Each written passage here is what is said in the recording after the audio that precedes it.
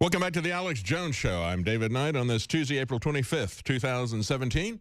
We're going to talk to Gerald Celente, the founder and editor of Trends Research Journal and also Trends Research Institute. And, of course, Gerald has been very active in terms of promoting peace around the world. He had the Occupy Peace organization that he set up, had rallies this last fall. So I want to talk to Gerald about how he sees things going economically, but also the war and peace issues, because we're now seeing that Donald Trump talked to the UN National Security Council yesterday at the White House.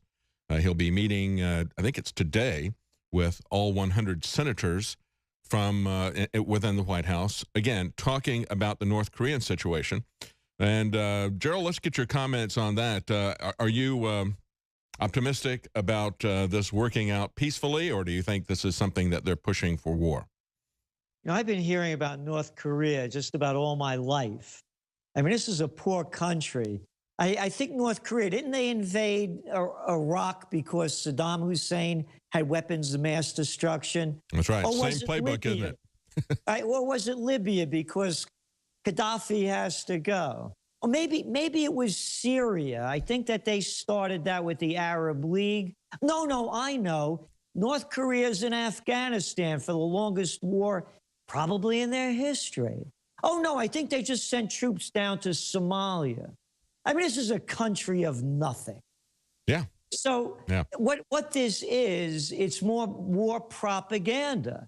It's what Eisenhower warned us of, that the military-industrial complex is robbing the nation of the genius of the scientists, the sweat of the laborers, and the future of the children. Just look what happened last week in the USSA. Hey, lights went out in San Francisco, huh? Hey, all you Silicon Valley cats, no lights on. Hey, what happened there in LA? Woof, went down too. Here in New York, don't take the subway, man. It's a night in Calcutta. They close down all the time, but war everywhere. And when I listen to this guy that's in charge of the Defense Department, James, quote, Mad Dog Mattis, what adult would call himself Mad Dog? And I hear the words that they're speaking. You know, I don't know if it's going to be North Korea, but I'll tell you what I think it's going to be and what we're forecasting. And that is they're heating up a war with Iran. Israel keeps coming out, warning us about Iran. Mathis was over there last week with Netanyahu, and they're talking about Iran. You hear Tillerson, one after another, talking about Iran being the greatest sponsor of terrorism in the world. Those are their quotes, not mine. Or to paraphrase, don't want to get sued, you know. Oh, by the way, that Kobani place that you were talking about up here in New York State, I believe, I don't want to be misquoted, but I believe they also got about $5 million in tax breaks. Oh, yeah. Oh, yeah. That's the thing that we see happening. And, of course, it's happening in Idaho as well. They get state and local subsidies, like all the big companies do, for graciously opening up their business. But who pays for that? Individuals, workers, and small businesses subsidize these big corporations, just like the NFL owners and their stadiums. And then he also, Gerald, gets subsidized labor because these refugees come with subsidies from the federal government. So what a deal. You get the government to open up your factory for you, and then they bring in some subsidized labor for you as well. That's right. Look, it's called the merger of state and corporate powers. A paisano of mine that I'm not too fond of, Mussolini, called it fascism. Yes. So let's call a spade. Oh, and I could say that now without being called a racist now that Obama's out of office. That's right. Yeah, they can, today they don't call it economic fascism. They call it public-private partnerships. Isn't PPP. that nice? And we're the ones that they're PPPing down our backs and telling us that it's raining, right? You got it. Josie Wales, so... Yeah, it's a day enslaved land here. So going back to the wars, this country's falling apart at every level.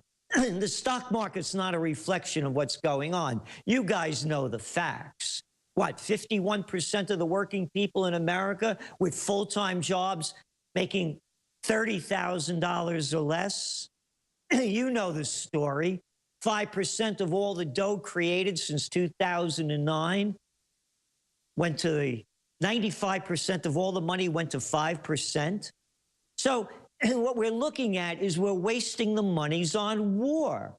You know, they keep talking about watch out for the Russians, watch out for the Russians. What's Trump increasing the budget? $54 billion bucks? Russia's total budget, defense budget, ours is over $600 billion. Theirs is $48 billion. So our increase is way bigger than their entire budget already. Exactly. Yes.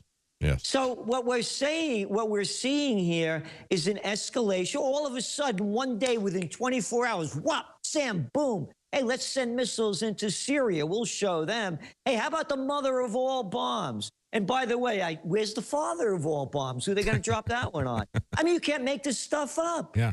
Exactly. You know, one of the things that interests me, too, and, of course, you understand this, Gerald, that as we're talking about refugees, as we're talking about the war, this is all related to regime change. This is part of the globalist plan to flood our countries, to flood the West with refugees fleeing the war. One of the things that I objected to about this puff piece that CBS 60 Minutes did with Ulukaya was the fact that he comes on and they just portrayed him as a jobs creator. We just talked about all the subsidies that he gets for his factories and his workers, but he said, they're not refugees if you give them a job. Well, you know what? They're not refugees if you stop the war that you created in their country to drive them in. And Gerald, we've just seen the Russians as well as the Chinese move massive amounts of military to the border that they have with North Korea because they're concerned about a massive flood of refugees coming into their country. If there is a economic meltdown from the sanctions or if there is a war, they know they can't absorb massive amounts of refugees. No country can. It isn't a racist thing. It isn't that the Chinese are racist against the North Koreans or the Russians are racist against them. You simply can't do it. That's the way you destroy a country. So they have positioned their troops there at the border. Of course, we don't have troops to protect our borders because we're abroad fighting wars everywhere, aren't we? Yes, and that's part of OccupyPeace.us because it's only about us. And that's one of the things. Close all the bases overseas, bring the troops back, and protect our borders. Yes. That's one of the elements. The other one, of course, is force Congress to vote to go to war rather than El Presidente of los Estados Unidos, it's a violation of the Constitution, and Congress has not voted to go to war since World War II. And number three is to have a ballot on each state, a referendum where we'll tell Congress how to vote because they don't send their kids to vote to fight wars. We do. That's so right. We pay for the war with our money and our lives. And I want to go back to what you said first about the refugee problem. And you're one of the few people that also says it. What caused the refugee problem? Why don't we put together a blue ribbon panel and maybe we could figure it out? You know, you mean you we only can do a government-funded study, yeah. Yeah, you mean you destroyed Iraq, killed over 1 million people? Oh, I wonder how they got radicalized. Can't figure that one out either. That's right. Oh, in Afghanistan. Oh, they're coming from Afghanistan? Wonder why. And you know the fact, David, that when Gaddafi warned Europe that if they took him down, the refugees would be flowing into Italy and into Europe. And because he had made a deal with Berlusconi and the other leaders of European countries that he would prohibit the flood of migrants coming out of Africa, the poorer countries, and going from Libya into Europe. And then when the Nobel Peace of Crap Prize winner, the arrogant Obama, said Gaddafi has to go, we wrote about it in the Trends Journal in the summer edition 2011.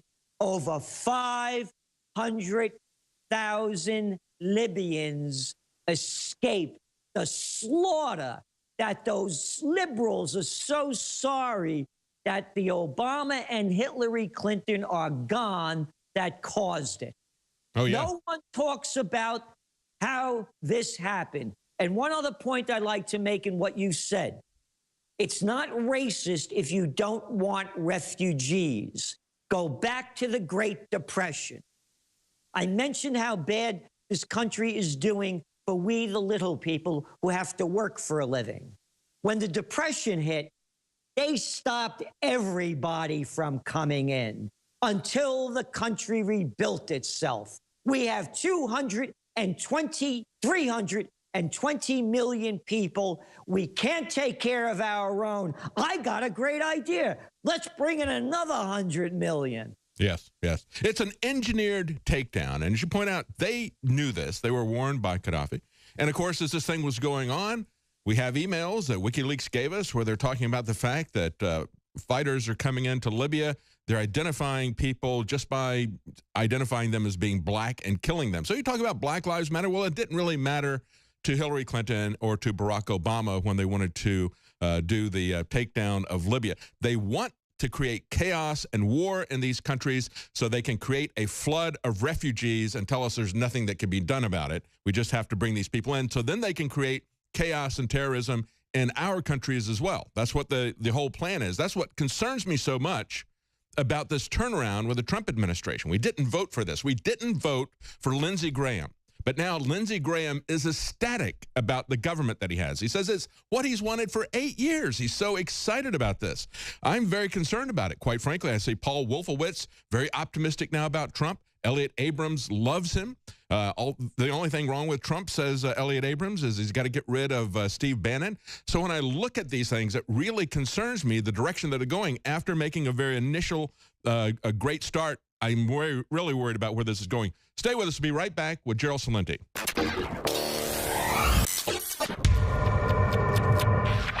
In ancient times, man roamed the earth in a constant state of hunting or being hunted. Introducing Caveman, where cutting-edge science meets ancient super nutrients. Secure your bottle right now at InfoWarsStore.com.